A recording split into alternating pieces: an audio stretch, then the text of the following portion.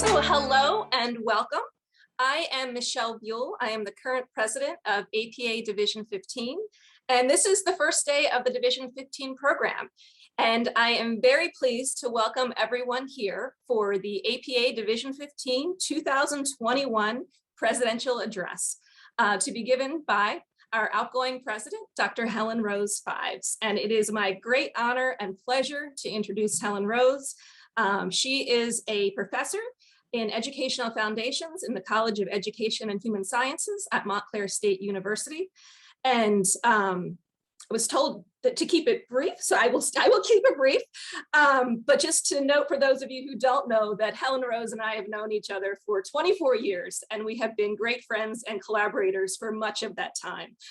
So in addition to working with her in my role as the current president, I have had a great honor to work with her throughout her the last 24 years. So it's just wonderful to be here together in virtual space, but also to go ahead and turn it over to Helenrose. We do hope to have some time at the end for questions that I'll come back on to help moderate and kind of keep an eye on the chat.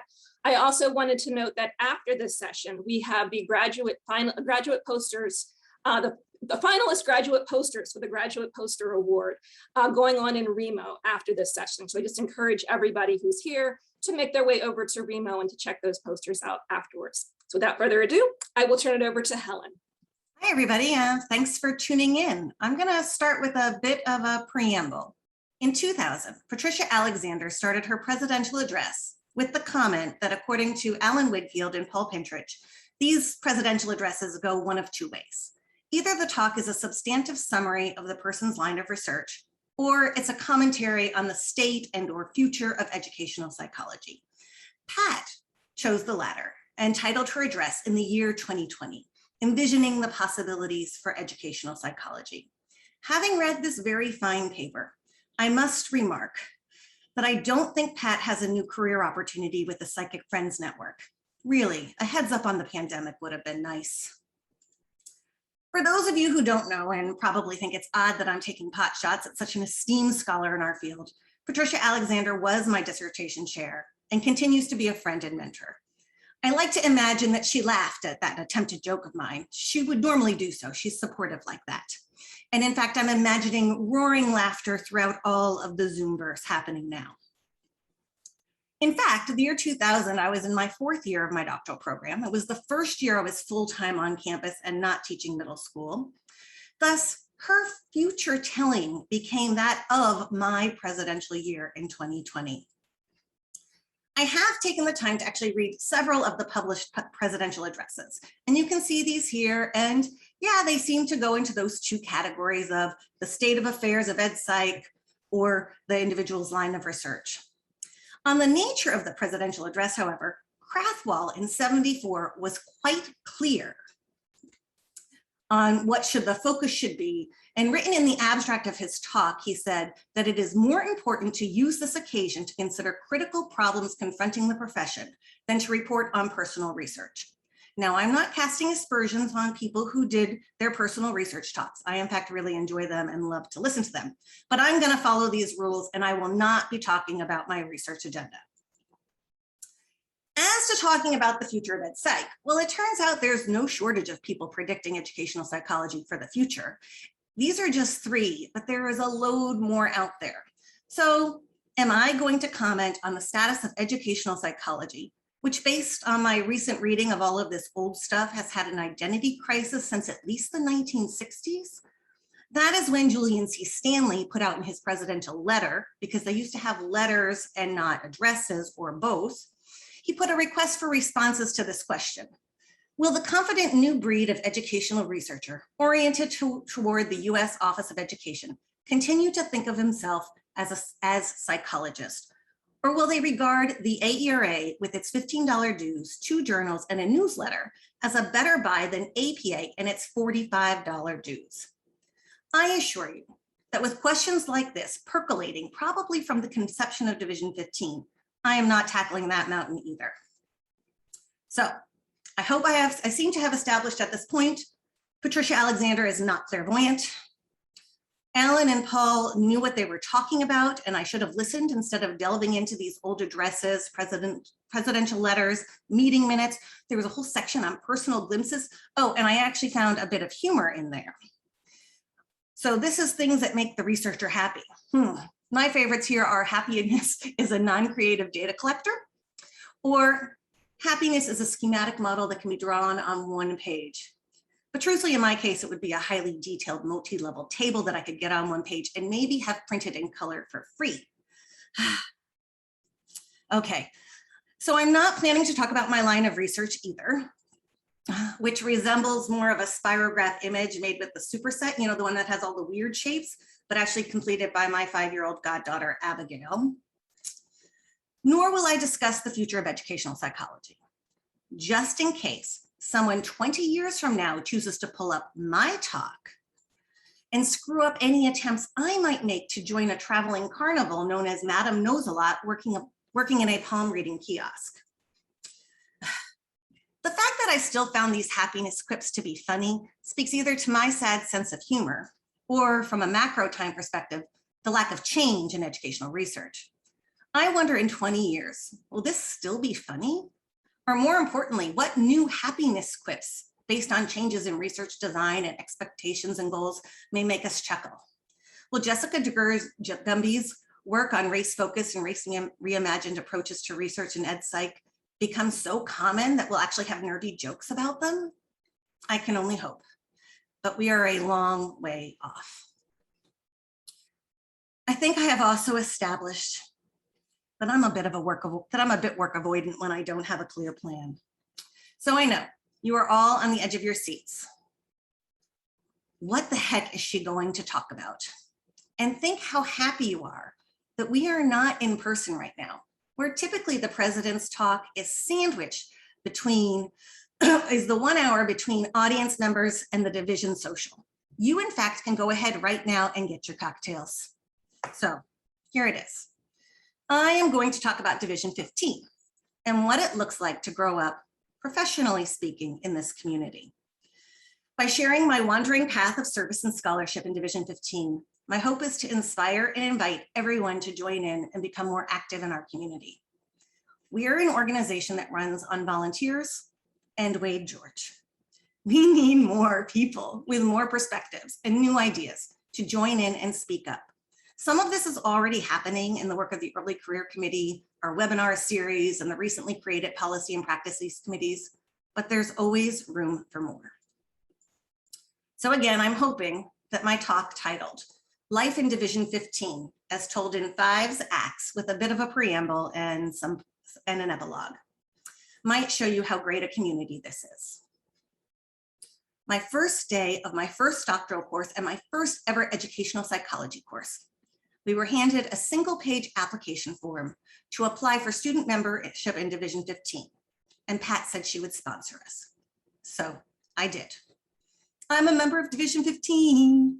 I have no idea what Division 15 is or why I needed to be a member, but I was in. Skip ahead to 2000. My second professional paper ever was presented at APA. Michelle and I have had some disagreement as whether I was actually present for it or not, but I don't think I was. It was fantastic though, from what I recall. Jump to 2003. When I graduated from the University of Maryland, along with Michelle Buell, who is our current Division 15 president, and who was hired as an assistant professor in secondary education and educational psychology at Texas Tech University. If I were to start mapping my Division 15 shared scholarship and service, it might look like this. This takes us to Act 2, and my first, remembered at least, APA attendance. Why go to APA now? 2 key reasons. I had an actual paying job and, well, Hawaii. This is my mother who came with me to this first APA. She actually went to all the big talks, but I was there for the work and the beach. I presented 2 posters, one with Michelle and one with Pat, but the real game changer came when Karen Murphy and Rain Sperling, co-chairs of the Graduate Student Seminar, invited Michelle and I to give the job talk to the group. And so began my service to Division 15. This 1-hour talk allowed me to meet so many people, the new scholar participants, and then all the mentors and the speakers, and we were invited to all the receptions. It was a great opportunity, and it was fun. 3 other small things happened to me at this AERA that really shifted my perspective and love for, maybe started my love for Division 15. First was riding the escalator. I hear, "Hello, Helenrose," from Phil Winnie, who was riding the down escalator. I said, "Hello," because I never know what to call people. Is it Dr. Winnie? Is it Phil? Which is he going to be? But in my mind, I'm screaming, "Phil Winnie knows who I am." Amazing. Then there was the lunch. I'm sitting with Gail Sinatra. I'm already not sure how I got that lucky, but all of a sudden she pops up and runs after someone saying something like, "What is he doing?" And that's how I ended up having lunch with Jim Greeno and discussing situated cognition. Okay, one last story for Act 2. Did you know some psychologists are treated like rock stars? I had no idea. But after waiting in line for a very long time to get into a huge ballroom and find a seat, I start to realize that I was not Albert Bandura's only fan. This was confirmed when they literally had to block the doors from keeping more people from entering. People were actually clamoring to get in. And then there was trouble with technology. And it confirmed for me that Dr. Bandura was a brilliant psychologist, but he, like the rest of us, could be undermined by faulty tech. We will miss him very much. Since the Fives and Buell Job Talk Show got booked again for a second season, we submitted to APA 2005. That's a no-brainer. And this time, I in fact landed some prime spots of giving actual talks in 2 different symposia. One on teaching as persuasion that I happened to chair, but the other was on motivation, looking at teachers' strategies for engaging students in the classroom. That was a great talk, if I do say so myself. Our final job search talk, for which we were even more well prepared, as Michelle Buell and I had just been on the market again and found new positions.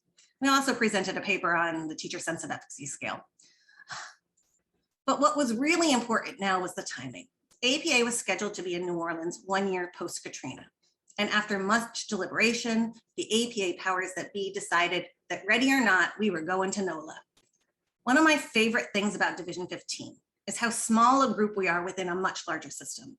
Unlike at other conferences where there's so much going on, for me, at Division 15, at APA, I'm all Division 15 all the time. This was made even more salient this particular year, as there were so few hotels we could use, so few restaurants open. You kept bumping into the same people over and over again, and those small connections began to spread and take root as professional friendships. Personally, this was really important for me. I was physically exhausted having moved from Texas back to New Jersey, living with my mother for a few months, trying to buy a new house that I was getting negotiations with over the phone while at the conference. It was really nice to have Division 15 people around to talk about the challenges of managing real life stuff like moving and house negotiations, along with work life stuff like starting over in a whole new program and school and building. So at least I started some service. Act 3. All those job search talks and agreeing to serve as last-minute mentors. Michelle and I ended up getting asked to serve as the co-chairs of the Graduate Student Seminar. We had a new show to take on the road. These 3 years were probably the most formative in my Division 15 development. I was striving for tenure in a new, different kind of job. Montclair State University was not a ranked research institution at the time, and my new colleagues in the Department of Educational Foundations kept talking about APA, but not my APA. They kept talking about the American Philosophical Association, another thing I didn't know existed. So the need for a professional home for me, where people talked about and understood and used the words the same way that I use them, became really important and really necessary for me. And the members of Division 15 gave me that home. So this Act 3 is offered in 3 scenes. Act 3, Scene 1, balloon crashes, revelations, and sage advice. One common recommendation, certainly heard it from Anita Wolf-Acoy many times, was that when you go to a conference, make sure you enjoy the city where you go. So we were in San Francisco. Why not go to Sonoma? Before the conference, Michelle and I rented a snazzy car and met up with Izzy, my mother's college roommate. We tasted wines and were in a balloon crash, landing on that bent piece of fence. All told, I was looking forward to the relative safety of the actual conference. We presented a poster, but the real story is the grad seminar. This is what the schedule looked like that first year. Students and us had to attend everything in yellow, the seminar stuff, and pink, all the important Division 15 talks. You can't see it here, but we started most days at 7 a.m. and ended somewhere between 6 and 8 p.m. in the evening. It's exhausting. Here's a list of our first group of mentors and participants. Some of the names in purple are people who keep cropping up in my Division 15 life. For instance, Caroline Wiley, she's an incoming member at large on the EC this year. Welcome, Caroline. Some other names there are Tim Erden, Paul Schutz, and Angela O'Donnell.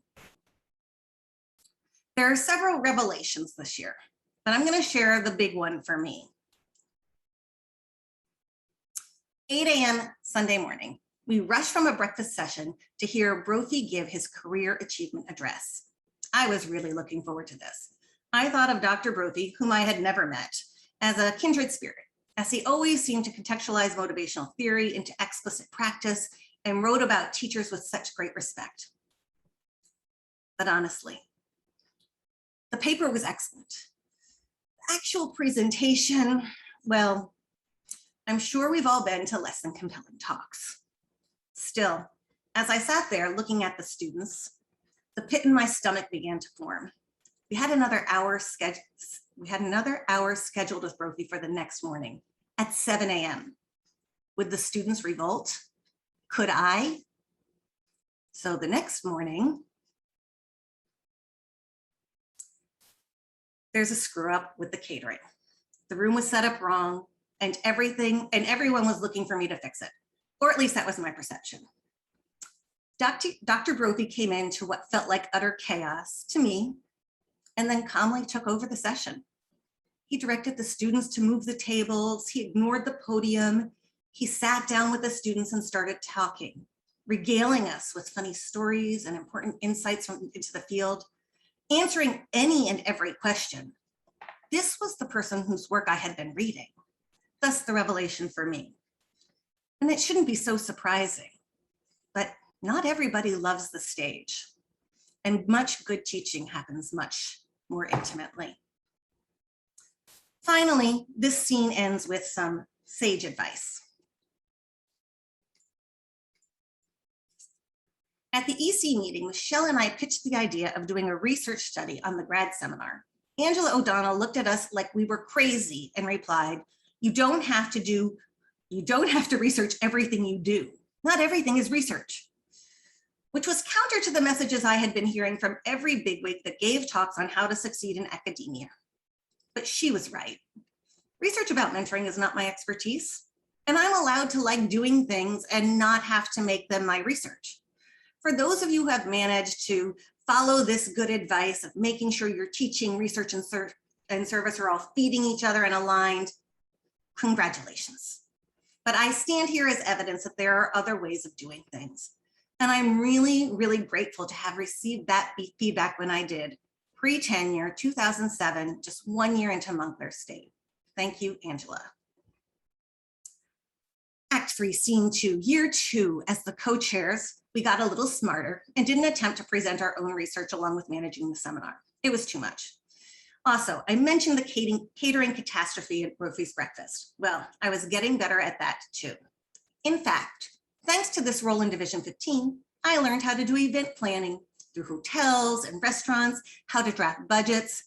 This is not something I had ever been taught, nor did anyone mention that I might need to know this in my career as an academic. To be fair, I guess most academics can avoid this stuff. But if you're ever asked to be a program chair for a conference, you need to know this stuff. You want to have a guest speaker come to campus with food? Yeah, this stuff becomes important. And once you get past the sticker shock of how much things cost, it can be really fun. But seriously, this was an important set of skills that I developed because of Division 15. Thank you. We had 11 students in this seminar and 12 mentors. I'd like to point out Lisa Duffin is one of our participants. She recently wrote a blog for us and also a practice brief on the same topic. You'll also see the name Nicole DiDonato, another student in 2008 who became our 2020 program chair along with Jamal Matthews. And Nancy Perry stepped up as a mentor and was a great resource for us in this program. Our schedule got a little more refined. I got better with my tables, but it stayed just as busy. In our final year as co-chairs of the Grad Seminar, we drove to Toronto by way of the wineries in the Finger Lakes, ready for another adventure. Our schedule seemed to be filled out even more. And we met yet another group of aspiring scholars and esteemed mentors. Of note, Jason Chen and David Morris are currently the webinar co-chairs. Saren Zumbran, who I saw last night in the Grad Seminar happy hour, she's our newsletter editor now. Mike Yo eventually became a graduate student co-chair himself, and one of our mentors, Kelly Rogers, is also joining the EC this year as a member at large. These relationships go back far, and it's been amazing. Meeting people through the Graduate Student Seminar was actually transformational to my experience in the Division 15 community.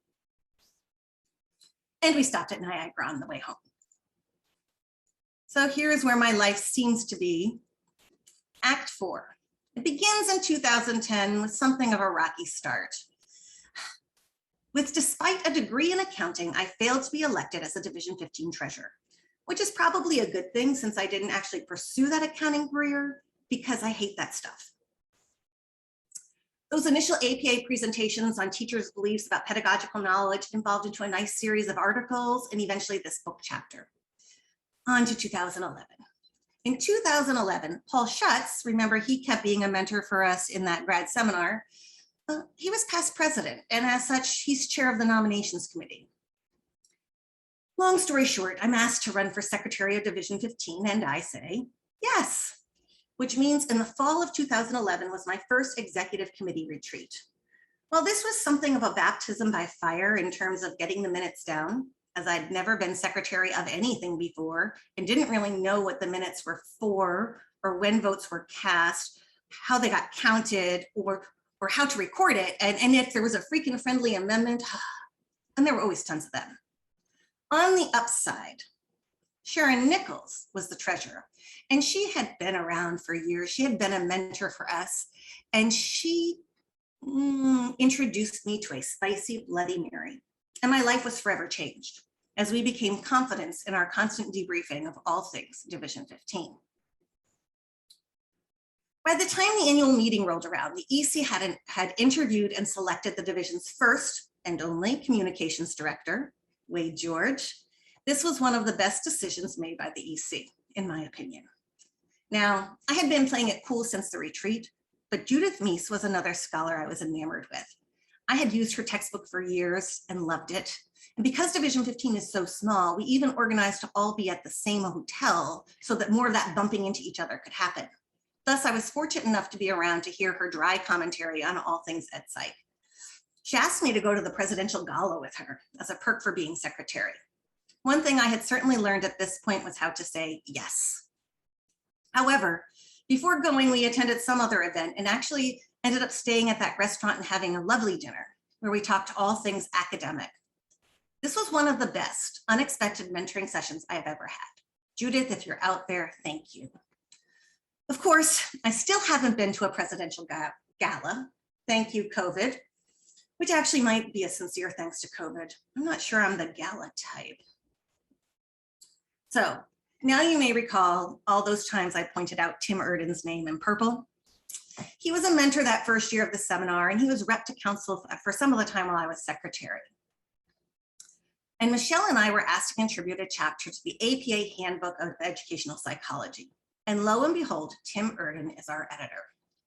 I don't know that because we met in 2007 that we got asked to do the chapter. I'm doubtful of that. But I do know that had I not had that initial and then other interactions with him, that I would not have known how to respond to his feedback on our chapter. He's got a sense of humor, that one, and I'm not always that bright about it. Since the revision led to a complete reworking of the chapter, we made, well, a table, you've probably caught on to my affinity for them, where we mapped the changes with the feedback in our new organization. One of the big issues, one of the big changes, one of the biggest pieces of feedback we got on that was that we had organized the entire chapter with headings as questions, and then we answered them.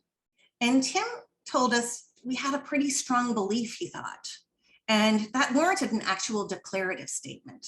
Now, perhaps I read too much into this at the time, but I took that to mean that my ideas, theories, beliefs do not need to be hidden behind questions and tentative perhapses.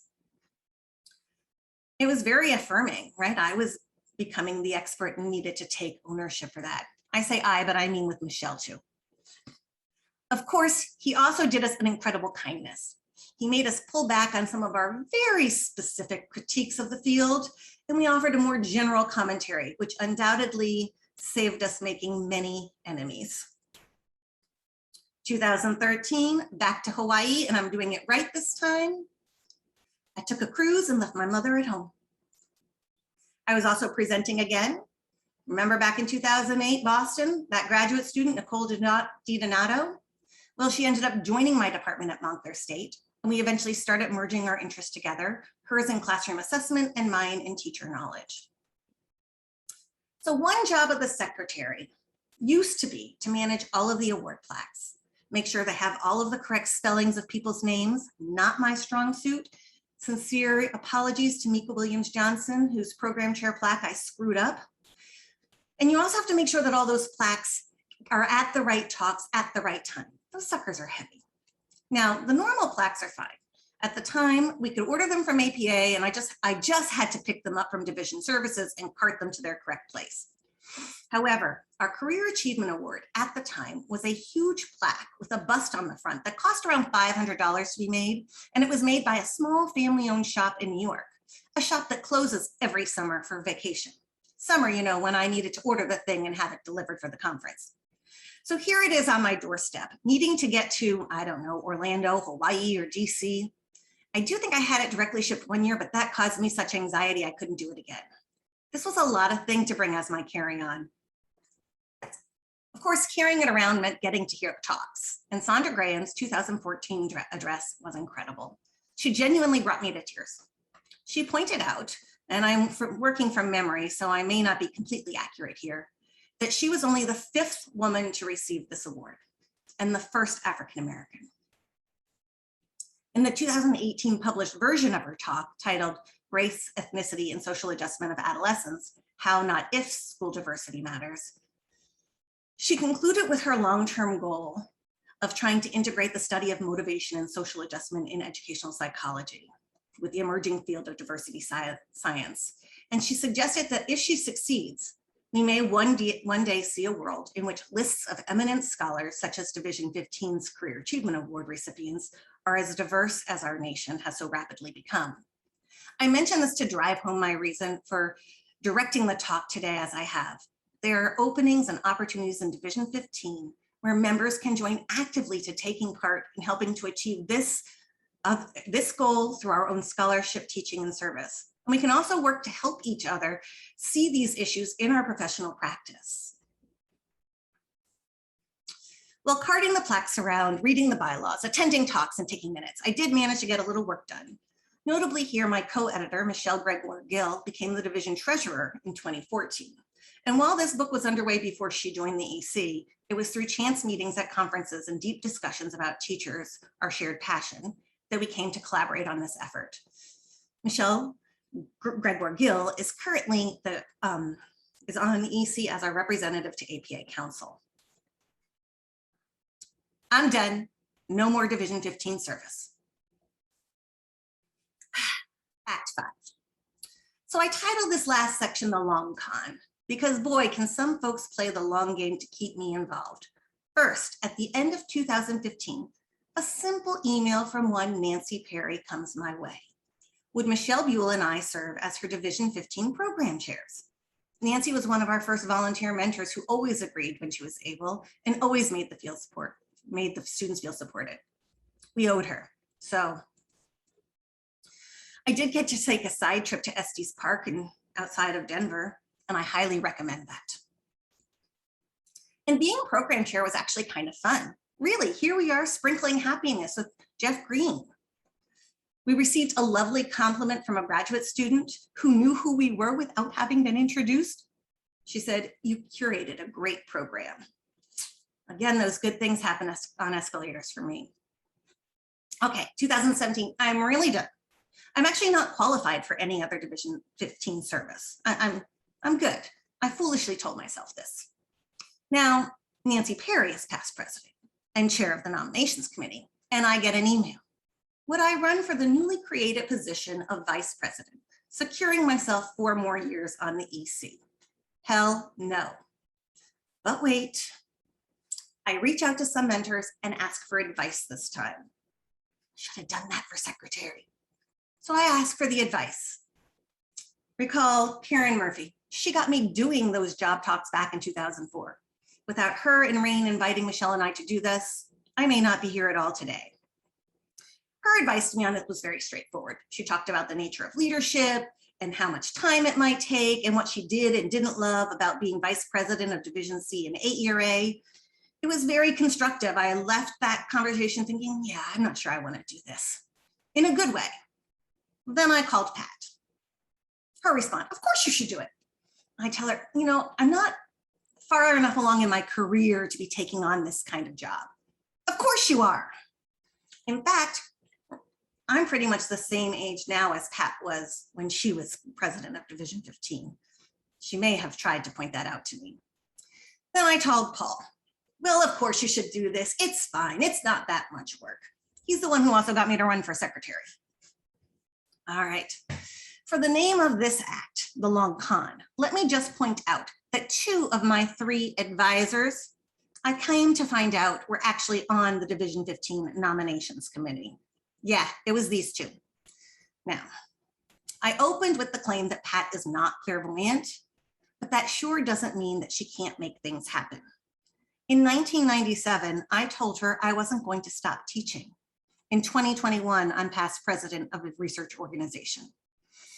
2017, as vice president and president-elect, Gail Sinatra and I undertook our first self-appointed duties to host Division 15 at Early, which was well received. It was a hit.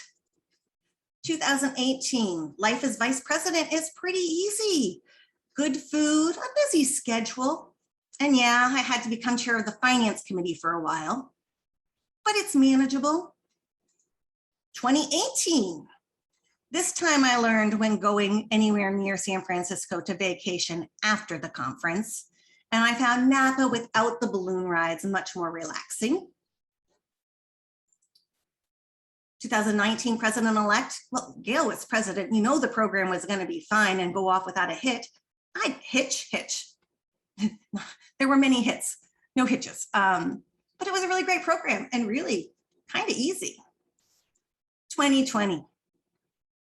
This is when the real work starts for anybody in the presidential line. The year of your presidency, you're in charge of all the meetings, all the agendas, all the. And I have to be really honest. The reason I agreed to run for vice president was that so when I was president, I could host the big party. Instead, I got a year with a global pandemic, resulting in the first ever virtual APA and first ever virtual conference experienced by me. Of course, I think we've established at this point too that Division 15 always seems to find a way to teach me some new set of skills. More seriously, the pandemic further exacerbated the unjust racial disparities evident in the US education, healthcare, and wealth. In addition, the continued assault on Black people in the US by the police emerged to the forefront again. On March 13th, 2020, Breonna Taylor was killed in her home by police implementing a no-knock warrant. On May 25th, 2020, George Floyd was killed by a police officer's knee to Mr. Floyd's neck for 8 minutes and 45 seconds. These events led to a surge in Black Lives Matter protests and a media spotlight on racism in the United States. The executive and program committees determined that a discussion on race in and around educational psychology could not be delayed. We added a special session to the Division 15 program titled Race, a discussion of Division 15 actions and opportunities. The very simple goal of this session was to provide a space for members of Division 15 to just talk about race and educational psychology. We started as a small self-organizing group of 6 division members who brainstormed both logistics and topics for discussion. From this initial group, additional members joined, evolving to a group of 49 volunteers who refined discussion topics and then facilitated, managed, and took notes during the sessions. In all, there were 14 Zoom rooms with over 52 participants engaging in active, if sometimes difficult, discussions of race. Discussions were for the most part facilitated by graduate students and/or early career or mid-career scholars. Each discussion room had a designated note taker so that ideas, questions, and resources could be shared beyond the individual discussions. Approximately 101 division members achieved the goal of talking about race and educational psychology. Clearly, talk is not sufficient. We need action. But to decide on actions, we need to talk and then share our ideas and then try and then talk some more. The Fall 2020 newsletter includes summaries of these discussions that happened. To be honest again, facilitating this kind of session was never in my imagination or on my bucket list. I suspect, though, that I learned far more from this than I would have that I learned far more from this than the socializing I might have done at some swanky, and it would have been swanky, Division 15 social. I cannot thank enough everyone who participated in these sessions and supported me in this small step to attempting to become an active anti-racist. I certainly have a lot of work to do. But again, Division 15 gave me a community, an opportunity, and support to take what felt at the time to be a very big personal risk. Thank you. Past president, back to those bylaws. Michelle's going to talk to you about them at the business meeting. And now I'm the nominations chair. And who could I find? We need more people to self-nominate and volunteer. Just an aside. I am doing some research that Nicole Barnes and I have a wonderful symposium session coming up on Saturday. I encourage you all to come. It will be interactive. Now, lest you think I can't make sense of my spirograph or that I've spent far too much time planning socials, I do manage to get some research done, but it's still a little all over there.